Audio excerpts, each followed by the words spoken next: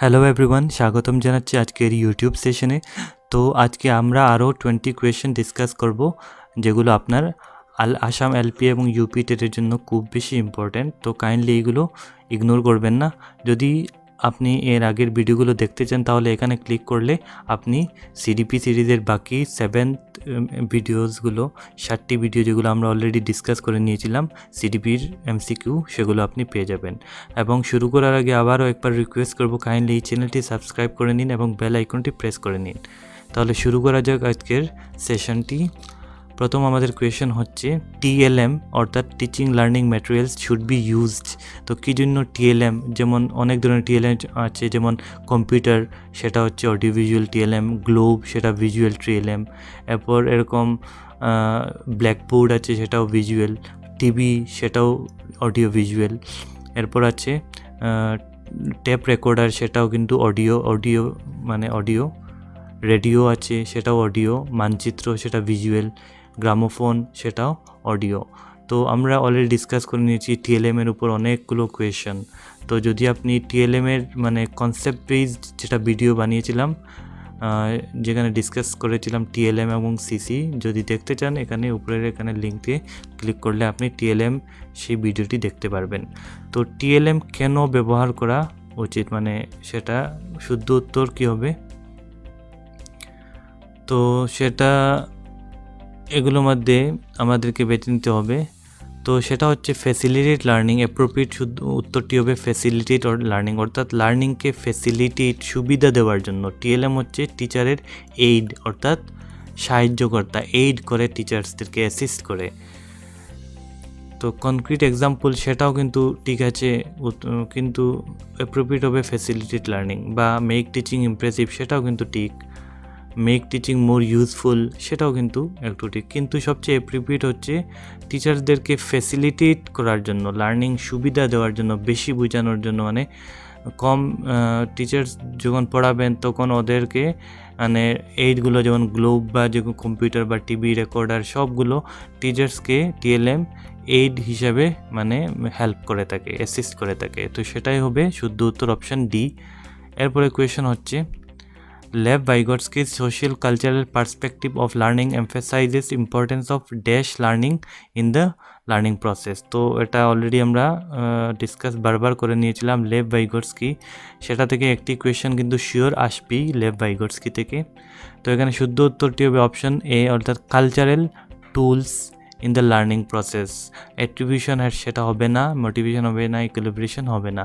তো শুদ্ধ উত্তরটি হবে অপশন এ, অর্থাৎ cultural tools in the learning process. তিনি সোশ্যাল কনস্ট্রাকটিভিস্ট লেভ ভাইগটস্কি। তো এরপরে কোয়েশ্চনটি হচ্ছে which one of the following statement about teaching is not correct.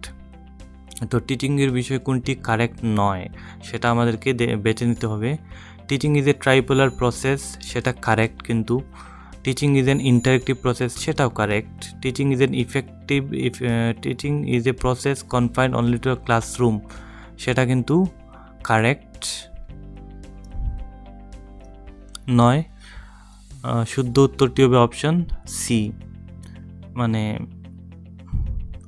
Option ডিটি হবে রাইট অ্যান্সার, অর্থাৎ এই তিনটি কিন্তু কারেক্ট। টিচিংয়ের বিষয়ে টিচিং ইন্টারেক্টিভ প্রসেস, অর্থাৎ টিচিংয়ে কী করা হয়, ইন্টারাকশন হয় স্টুডেন্ট এবং টিচারদের মধ্যে। তো সেটা চাইল্ড সেন্টার ক্লাসরুম, আজকালকের সবই ক্লাসরুম, মডার্ন ক্লাসরুম হচ্ছে চাইল্ড সেন্টার্ড বা স্টুডেন্ট সেন্ট্রিক। তো সেজন্য ইন্টারেক্টিভ হয়। ট্রাইপোলার প্রসেস যেখানে টিচার থাকেন, স্টুডেন্ট থাকেন এবং content, student teacher and content বা সাবজেক্ট ম্যাটার, সেটা হচ্ছে ট্রাইপোলার প্রসেস। তো সেটাও কারেক্ট, টিচিং রিলেটেড। এরপর হচ্ছে teaching is an effect directed process, অর্থাৎ কিছু যে টিচিং যে ডিরেকশন সেটা ইফেক্ট ডিরেক্টেড প্রসেস, অর্থাৎ কিছু ইফেক্টিভ কিছু জিনিস পড়ানো হয় বা যে ডিরেকশনে যায় সেটা ইফেক্টিভ, সেটা হচ্ছে টিচিংয়ের বিষয়, সেটাও কারেক্ট। তো ভুল একমাত্র হচ্ছে teaching is a process confined only to classroom, ক্লাসরুমে কনফাইন্ড না, টিচিং ক্লাসরুমের বাইরেও কিন্তু আজকালকের যে মডার্ন ক্লাসরুম সেটা টিচিং মানে বাইরেও কিন্তু হয়ে থাকে, টিচিং যে কোনো জায়গায় হতে পারে। তো সেটা হচ্ছে ভুল, অপশন ডি হবে শুদ্ধ উত্তর, অর্থাৎ টিচিংয়ের বিষয়ে সেটা ভুল। এখানে আমরা দুইটি পয়েন্ট দিয়েছি teaching related. Teaching becomes much more effective when learner center instruction and interactive methods are used with provides autonomy to students to control their own work. অর্থাৎ টিচিং লার্নিং প্রসেস খুব বেশি ইফেক্টিভ হবে, ফলদায়ক হবে যখন ক্লাসরুমটা learner center বা student center যখন হবে, শিশুকেন্দ্রিক বা মানে ছাত্রকেন্দ্রিক যখন হবে ক্লাসরুমটা, তখন সেটা বেশি ফলদায়ক হবে। এবং ইন্টারেক্টিভ মেথড যখন হবে, অর্থাৎ টিচার এবং স্টুডেন্ট উভয় কিন্তু ইন্টারাকশন করবে, কথোপকথন করবে, ডিসকাস করবে জিনিসটা, ব্রেইনস্টর্মিং হবে, সব কিছু হবে তখন সেটা কিন্তু ইন্টারেক্টিভ মেথড, অর্থাৎ ইন্টারাকশন উভয়ের মধ্যে থেকে হয়। অটোনমি দেওয়া হয়, অর্থাৎ স্বাধীনতা দেওয়া হয়, ইনাফ স্বাধীনতা দেওয়া হয় স্টুডেন্টদেরকে, তখন সেটা কিন্তু সবচেয়ে ইফেক্টিভ মেথড হবে, ইফেক্টিভ টিচিং ক্লাসরুম হবে, টিচিং লার্নিং প্রসেস হবে। এরপর হচ্ছে ইন দিস অ্যাপ্রোচেস, অর্থাৎ teaching approaches students work in flexible, অর্থাৎ স্টুডেন্ট সেন্ট্রিক অ্যাপ্রোচে কী করা হয়, স্টুডেন্টস অর্থাৎ বাচ্চারা কাজ করে থাকে ফ্লেক্সিবলি বা কোঅপারেটিভ গ্রুপিংসে, অর্থাৎ টিচার ওরা কিছু ইন্ডিপেন্ডেন্স ফ্রিডম জিনিসটা কিন্তু থাকে ক্লাসরুমে, to solve problems and analyse text to demonstrate an understanding of A task. তো ওরা মানে কিছু প্রবলেম সলভ করার সময় কোঅপারেশন জিনিসটা ওদের সহপাঠীদের সঙ্গে মিলে ওরা নলেজ কনস্ট্রাক্ট করে, সোশ্যাল কনস্ট্রাকশন জিনিসটা কিন্তু, নলেজ কনস্ট্রাকশন জিনিসটা কিন্তু স্টুডেন্ট সেন্ট্রিক ক্লাসরুমে সম্ভব। তো এই হচ্ছে কিছু আমি দুটি পয়েন্ট আপনার জন্য দিয়ে দিলাম টিচার মানে স্টুডেন্ট সেন্ট্রিক ক্লাসরুমের ব্যাপারে। তো নেক্সট, তো এর শুদ্ধ উত্তরটি হচ্ছে অপশন জি। তো নেক্সট কোয়েশ্চেন হচ্ছে pre-operational stage in John Piaget's theory of cognitive development characterizes কি? তো অলরেডি আমরা ডিসকাস করে নিয়েছিলাম জন পিয়াজেটের 4টি স্টেজের বিষয়। তো এখানে কী হবে, অ্যাবস্ট্রাক্ট থিঙ্কিং কিন্তু হবে না, প্রি অপারেশনাল নয়, অ্যাবস্ট্রাক্ট থিঙ্কিং প্রত্যেক মানে ফর্মাল অপারেশনাল স্টেজে হয়। হিপোথেটিক্যাল সেটাও কিন্তু লাস্ট স্টেজে হয়। অ্যাবিলিটি টু কনজার্ভ অ্যান্ড সিরিয়েট, এই স্টেজে কিন্তু ওরা কনজার্ভ করতে পারে না এবং সিরিজ জিনিসটা করতে পারে না। তো শুদ্ধ উত্তরটি হবে অপশন বি, অর্থাৎ সেন্ট্রেশন ইন থট, ওদের থট প্রসেসটা সেন্টার্ড হয়ে থাকে, মানে ইগোসেন্ট্রিক জিনিসটা থাকে, অর্থাৎ আত্মকেন্দ্রিকতা থাকে এই সময়। তো শুদ্ধ উত্তর অপশন বি। এরপরে কোয়েশ্চেনটি হচ্ছে what does the epigenic principle of development given by Erikson emphasizes. তো এরিকসন এই প্রিন্সিপাল দিয়েছিলেন এপিজেনেটিক, যেটা কোন মানে ডেভেলপমেন্ট, এটা হচ্ছে এক ধরনের ডেভেলপমেন্টাল থিওরি। তো সেটা কি এমফাসাইজ করে, অর্থাৎ জোর দিয়ে কিসের উপর? তো শুদ্ধ উত্তরটি হবে অপশন বি, অর্থাৎ development of personality occurs in a pre determined order. তিনি বলছেন যে এই থিওরির মতে যে বিকাশ, যে বিকাশে অর্থাৎ পার্সোনালিটির যে বিকাশ, ব্যক্তিত্বের যে বিকাশ, সেটা প্রি ডিটারমিন্ড অর্ডার ফলো করে সেটা কিন্তু হয়, অর্থাৎ একটি অর্ডার আছে, ডিটারমিন্ড অর্ডার, আগের অর্ডার আছে, সিস্টেম আছে, সেটা ফলো করে কিন্তু মানে পার্সোনালিটিটা হয়। তো এটা হচ্ছে epigenetic principle of development of Erikson, সেটা মনে রাখতে হবে। এটি কে দিয়েছিলেন সেটাও মনে রাখতে হবে যে এরিকসন দিয়েছিলেন। তো নেক্সট কোয়েশ্চেন, তো শুদ্ধ উত্তর অপশন বি। তো নেক্সট কোয়েশ্চেন হচ্ছে sequence of development among children from birth two adolescence is, অর্থাৎ জন্ম থেকে যে মানে অ্যাডোলসেন্ট যখন কৈশোর কাল অবধি বাচ্চারা, অর্থাৎ বাচ্চারা কী হয়, মানে ওদের যে ডেভেলপমেন্টের যে সিকুয়েন্স মানে ক্রোনোলজিক্যাল অর্ডার, সেটা কীভাবে হয়। তো সেটা হচ্ছে জন পিয়াজেটের যে থিওরি সেই অনুযায়ী। তো প্রথমে আসে কি, প্রথমে আসে সেন্সরি, অর্থাৎ সেন্স অর্গান, মোটর সেন্সর যেটা পেয়েছিলাম পিয়াজেটের। এরপর আছে কনক্রিট, এরপর অ্যাবস্ট্রাক্ট। তো অ্যাবস্ট্রাক্ট সবচেয়ে শেষে হয়, অর্থাৎ অ্যাবস্ট্রাক্ট নলেজ, অকাল্পনিক জিনিসগুলো লাস্টের দিকে হয়, শেষের দিকে। তো প্রথমে আসে সেন্স, আমাদের সেন্স আস্তে আস্তে গ্রো হয়, এরপর কনক্রিট জিনিসটা গ্রো হয়, এরপর অ্যাবস্ট্রাক্ট। তো শুদ্ধ উত্তরটি হবে অপশন এ। নেক্সট কোয়েশ্চেন হচ্ছে আমাদের individual difference in a progressive classroom should be treated as, মানে ব্যক্তিত্বের যে পার্থক্য সেই জিনিসটা প্রোগ্রেসিভ ক্লাসরুমে কীভাবে ট্রিট করা হওয়া দরকার। তো এটা মনে রাখতে হবে যে ইন্ডিভিজুয়াল ডিফারেন্স মনে রাখতে হবে এবং প্রোগ্রেসিভ ক্লাসরুম, এই দুই জিনিসটা আপনার কি টার্ম, সেটা দুই জিনিসটা দেখে আপনি আনসার করতে হবে। তো a hindrance to the process of learning সেটা হবে না, কারণ একটা প্রোগ্রেসিভ ক্লাসরুমে ইন্ডিভিজুয়াল ডিফারেন্সটাকে একটা অপরচুনিটি হিসাবে মানা হয়। এরপর হচ্ছে a failure on the part of teacher, এটাও হবে না, টিচারদের ফেইলিয়ার সেটাও তো ইম্পসিবল। এরপর হচ্ছে অপশন সি কি হচ্ছে criteria for making ability based groups, সেটাও কিন্তু হবে না, কিছু গ্রুপস বানানো সেটা কিন্তু ঠিক নয়, মানে প্রোগ্রেসিভ ক্লাসরুমে এরকম করানো হয় না। তো লাস্ট আনসার মানে শেষটি অপশন ডিটি হবে important for planning of teaching learning process, অর্থাৎ প্ল্যান করতে হবে টিচারদের যে কীভাবে পড়ানো দরকার, অর্থাৎ কারণ অনেক ইন্ডিভিজুয়াল ডিফারেন্স আছে, অর্থাৎ তাহলে টিচারকে প্ল্যান করে পড়ানো দরকার। তার মানে হচ্ছে মানে টিচার্সদেরকে প্রয়োজন হলে পার্সোনালাইজ টিচিং বা ইন্ডিভিজুয়ালাইজ টিচিং উভয় সেম, তো এই জিনিসটি করতে হবে, অর্থাৎ দরকার হলে পার্সোনালাইজ টিচিং দিতে হবে, না হলে ইন্ডিভিজুয়াল টিচিং দিতে হবে। অর্থাৎ টিচিং লার্নিং প্রসেসটা কিন্তু প্ল্যানের সাথে হবে, কিছু প্ল্যান করতে হবে টিচারদেরকে।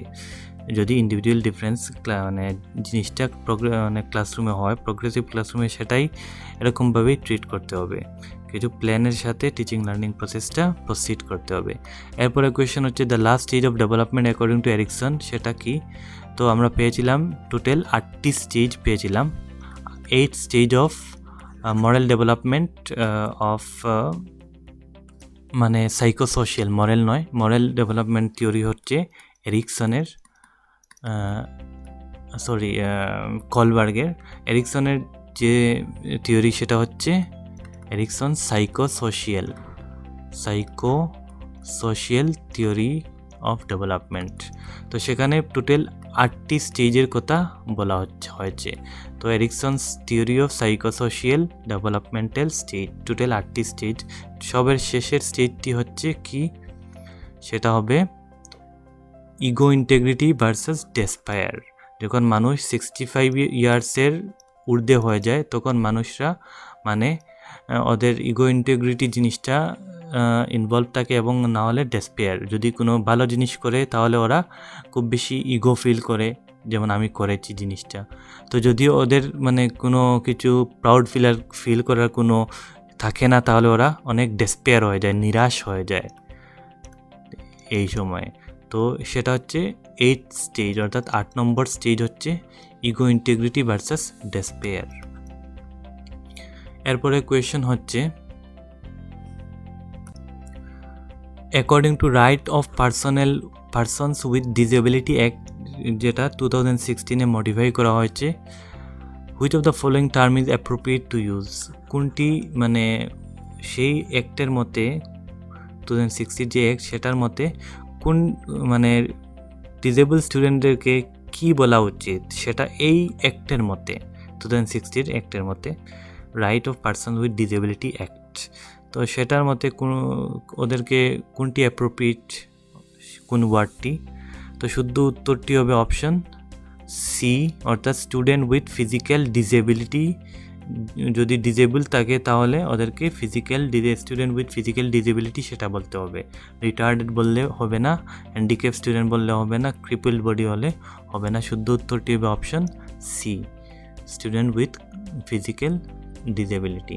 এরপরে কোয়েশ্চেন হচ্ছে in order to address the needs of students who are facing learning difficulties, a teacher should not। তো লার্নিং ডিফিকাল্টি কোনো স্টুডেন্ট ফেস করছে একটি ক্লাসরুমে, তাহলে টিচারকে কি করা উচিত নয়? Use multiple audio visual AIDS, সেটা ইউজ করা উচিত। Multiple audio visual AIDS use করলে ওদের মানে লার্নিং ডিফিকাল্টি আছে, যদিও ওদের কোনো একটা ডিফিকাল্টি যেমন হিয়ারিং ইম্পেয়ারমেন্ট বা ভিজুয়াল বা যে কোনো একটি ইম্পেয়ারমেন্ট যদি থাকে বা ADHD, তো অডিও ভিজুয়াল এইডস যখন ইউজ করবেন তো স্টুডেন্টরা একটু ওদের যে নিডস যেগুলো আছে সেটা পূরণ হবে। অর্থাৎ এইডস ইউজ করলে টিচারদেরও লাভ প্লাস স্টুডেন্টদেরও বেশি লাভ, কারণ ওরা দেখে দেখে জিনিসটা অ্যাটেনশন মোটিভেশন জিনিসটা ইনভলভ হয়। এবং কারোর যেমন শোনা লেকচার মেথড সেটা প্রবলেম হয় বা দেখার প্রবলেম হয়, তখন ওরা শুনবে। তো অডিও ভিজুয়াল এইডস ইউজ করলে কিন্তু যারা লার্নিং ডিফিকাল্টি আছে ওদের লাভ হবে।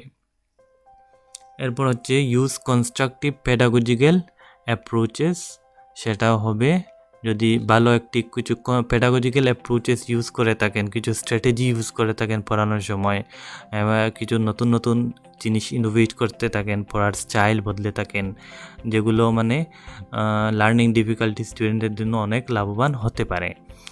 এরপর হচ্ছে ডু ইন্ডিভিজুয়ালাইজ এডুকেশনাল প্ল্যানিং, এটা তো হলে খুব বেশি ভালো, অর্থাৎ পার্সোনালাইজ টিচিং, ইন্ডিভিজুয়াল টিচিংকে পার্সোনাল টিচিংও বলা হয়। তো সেটা যদি করেন তো স্টুডেন্টদেরকে অনেক বেশি, যারা বিশেষ করে লার্নিং ডিফিকাল্টি আছে ওদেরকে ইন্ডিভিজুয়ালি যদি পড়ানোর প্ল্যান করেন তাহলে তো খুব বেশি ভালো।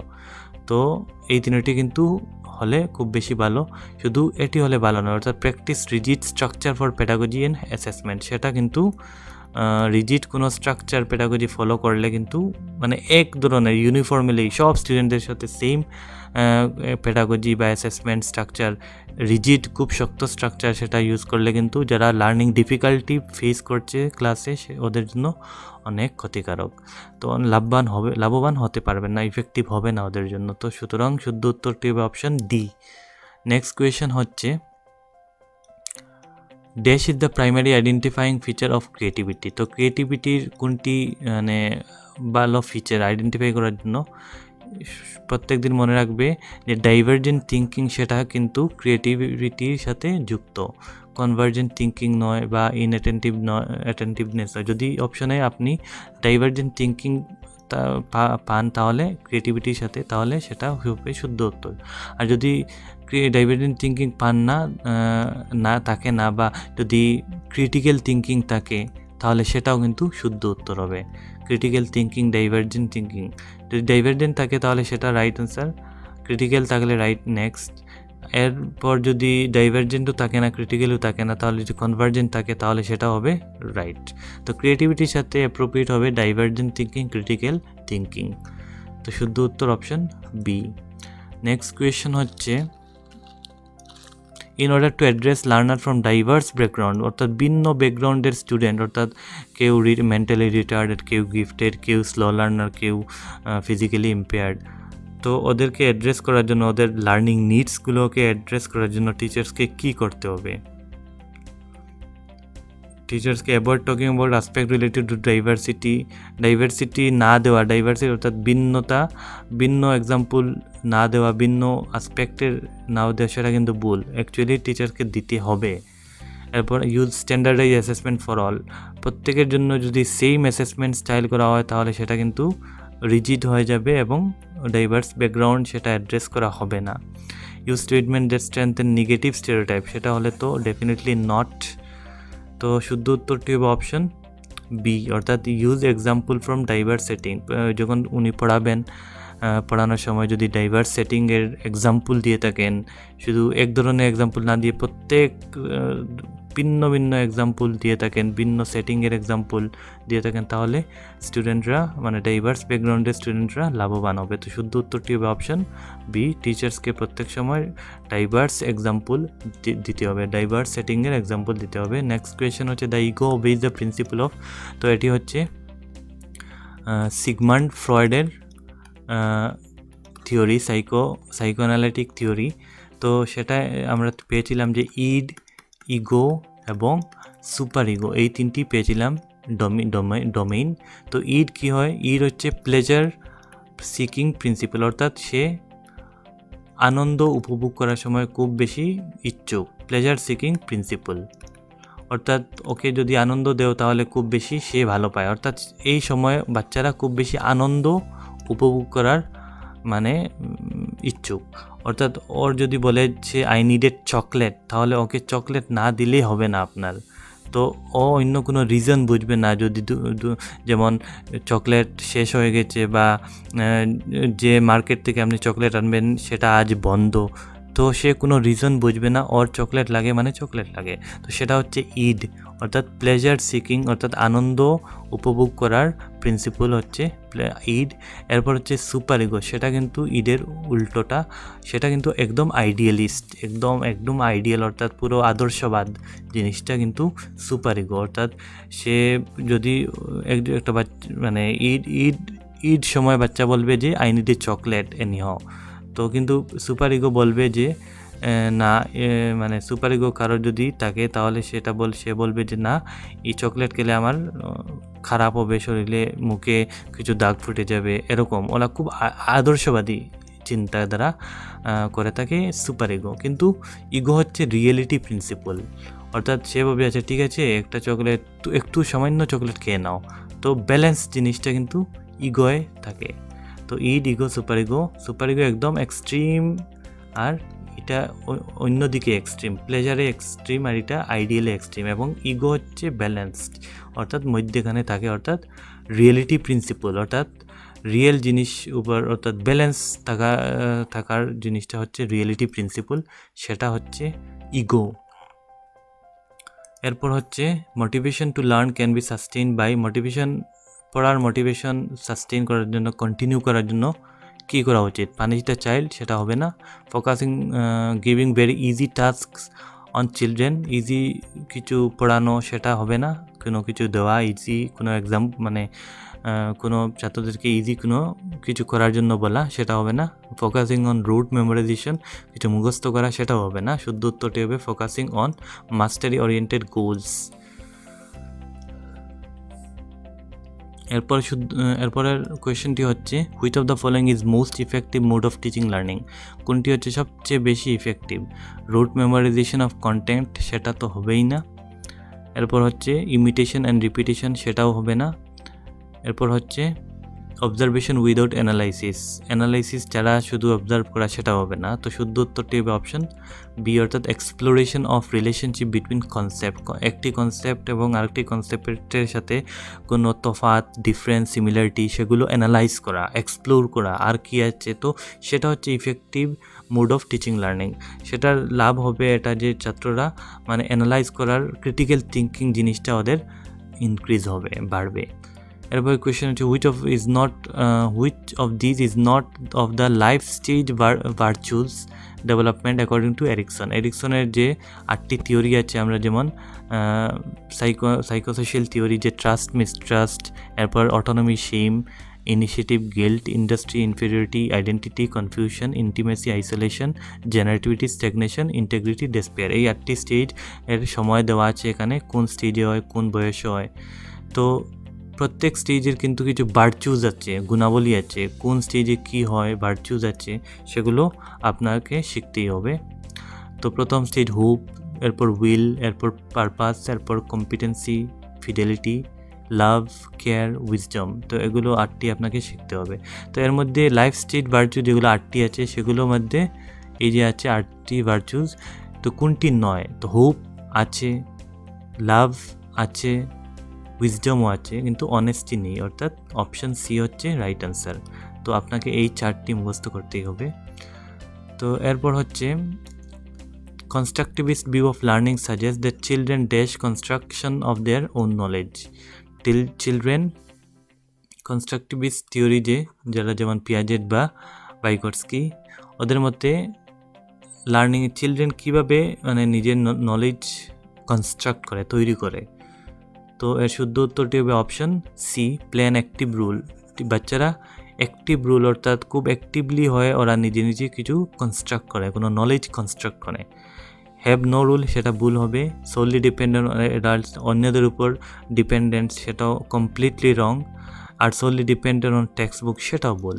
তো কনস্ট্রাকটিভিস্টের মধ্যে স্টুডেন্টরা নিজে নিজে কিছু মানে নিজে নিজে অ্যাক্টিভ হয়, নিজে নিজে স্বেচ্ছায় ইনিশিয়েটিভ নিয়ে কিছু নলেজ কনস্ট্রাক্ট করা, অন্যদের উপর ডিপেন্ডেন্ট থাকে না। এরপরে কোয়েশ্চেন হচ্ছে which of the following is গিলফোর্ডস theory of intelligence. তো আমাদেরকে শিখতে হবে গিলফোর্ডস থিওরি অফ ইন্টেলিজেন্সে কতটি ডাইমেনশন থাকে। তো এখানে আমি গ্রাফটি দিয়ে দিচ্ছি, সেটা আপনাকে দেখতে হবে এবং মুখস্থ করতে হবে যে 3 ডাইমেনশনাল, অর্থাৎ এখানে দেখতে পাচ্ছেন কোর ডাইমেনশন আছে 3টি, অর্থাৎ প্রথম হচ্ছে অপারেশন, এরপর হচ্ছে প্রোডাক্ট, এরপর হচ্ছে কন্টেন্ট। তো এই 3টি ডাইমেনশন, এবং ওর যে ফ্যাক্টর আছে ইন্টেলিজেন্স ফ্যাক্টর, টোটাল আছে 180 ইন্টেলিজেন্স ফ্যাক্টর আছে। প্রথমে ছিল সেটা 120, এরপর ইনক্রিজ করে 150 করলেন, এবং ফাইনালি 180 কম্পোনেন্টস আছে ইন্টেলিজেন্সে। সেটা মনে রাখতে হবে যে 180 ইন্টেলিজেন্সের ফ্যাক্টর আছে ইন গিলফোর্ডস 3-dimensional থিওরি। এবং কোর যে থিওরি আছে, কোর যে তিনটি আছে, কোর যে ডাইমেনশন অর্থাৎ ইম্পর্ট্যান্ট কোর যেগুলো আছে এখানে বলে দিলাম যে কন্টেন্টস, প্রোডাক্টস এবং অপারেশন, এই তিনটি হচ্ছে কোর। এবং প্রত্যেকের আবার কোরের আবার আছে, যেমন কন্টেন্টে আছে 5টি, এরপর আছে প্রোডাক্টে 6টি আছে, এবং অপারেশনে আরও 5টি আছে। তো এগুলো আপনাকে দেখে নিতে হবে। তো কোর আছে 3টি এবং ফ্যাক্টর আছে আরও 180। নেক্সট কোয়েশ্চন হচ্ছে the following 3 aspect of intelligence are dealt by Sternberg's triarchic theory. তো স্টার্নবার্গসের যে থিওরি দিয়েছিলেন সেটাকে ট্রায়ার্কিক থিওরি বলে। তো সেটা 3টি অ্যাসপেক্ট আছে, যেমন কম্পোনেনশিয়াল, সেটা একাডেমিক রিলেটেড, এক্সপেরিয়েন্সিয়াল, সেটা ক্রিয়েটিভ রিলেটেড, এবং কনটেক্সচুয়াল, সেটা স্ট্রিট স্মার্ট, যারা স্মার্ট অর্থাৎ কমন সেন্স যেগুলো, সেটা প্রত্যেক যে জায়গায় ওরা ইউজ করে ফেলে, কনটেক্সটে ইউজ করে ফেলে ওদের নলেজ, ইন্টেলিজেন্স, সেটা হচ্ছে কনটেক্সচুয়াল। তো সেটাও বিশদভাবে আমরা ডিসকাস করে নিয়েছিলাম। তো এখানে কোনটি নয়, থ্রি অ্যাসপেক্ট যেগুলো আমরা এখানে, এই হচ্ছে 3 অ্যাসপেক্ট। এই 4টি আমি দিয়েছি আপনার সুবিধার্থে, যাতে আপনি মানে ফর ইয়োর বেটার আন্ডারস্ট্যান্ডিং। তো ট্রায়ার্কিক থিওরি এর মধ্যে কোনটি নয়, কনটেক্সচুয়াল আছে, কম্পোনেনশিয়াল আছে, এক্সপেরিয়েন্সিয়াল আছে, শুধু সোশিয়াল নেই। এখানে সোশিয়াল আছে কি? নাই। তো সোশিয়াল হবে শুদ্ধ উত্তর। তো কনটেক্সচুয়াল, কম্পোনেনশিয়াল, এক্সপেরিয়েন্সিয়াল, এই 3টি অ্যাসপেক্ট আছে। লাস্ট কোয়েশ্চেন আমাদের, which of the following is form of Sternberg's triarchic theory of intelligence. তো স্টার্নবার্গসের যে 3টি থিওরি পেয়েছিলাম আমরা, তো সেটা কোনটি ফর্ম নয় স্টার্নবার্গের? তো practical intelligence, experiential intelligence, resourceful intelligence, mathematical intelligence. তো এখানে আমি দিয়েছি উভয় 3টি থিওরি। তো অ্যানালিটিক্যাল ইন্টেলিজেন্স আছে এখানে, ক্রিয়েটিভ ইন্টেলিজেন্স এবং প্র্যাকটিক্যাল। তো এখানে একমাত্র অপশন আছে এ, বাকিগুলো নেই কিন্তু স্টার্নবার্গসের ট্রায়ার্কিক থিওরিতে। তো শুদ্ধ উত্তরটি হবে অপশন এ, অর্থাৎ প্র্যাকটিক্যাল ইন্টেলিজেন্স। সেজন্য আমি আপনাকে দিয়ে দিয়েছি এই 4টি, অ্যাডিশনালি এই 4টি দিয়ে দিচ্ছি আপনার সুবিধার্থে। তো এখানে পড়তে পারেন অ্যানালাইটিক ইন্টেলিজেন্স কী করে প্রবলেম সলভিংয়ের জন্য, সেটা গুরুত্বপূর্ণ। ক্রিয়েটিভ ইন্টেলিজেন্স আমাদেরকে কীভাবে হেল্প করে to deal with new situation, কোনো নতুন সিচুয়েশন এবং কোনো পাস্ট এক্সপিরিয়েন্স বা কারেন্ট স্কিল, সেগুলো ইউজ করার সময় ক্রিয়েটিভ ইন্টেলিজেন্সের দরকার হয়। প্র্যাকটিক্যাল ইন্টেলিজেন্স হয় your ability to adapt to a changing environment, কোনো প্র্যাকটিক্যাল সিচুয়েশনে, কোনো নতুন একটি এনভায়রনমেন্টের নিউ সিচুয়েশনে আপনি সেটা ইউজ করতে পারবেন, প্র্যাকটিক্যাল ইন্টেলিজেন্স। তো এখানে কোয়েশ্চেন ছিল নিচের মধ্যে কোনটি স্টার্নবার্গসের ট্রায়ার্কিক থিওরি অফ ইন্টেলিজেন্সের ফর্ম।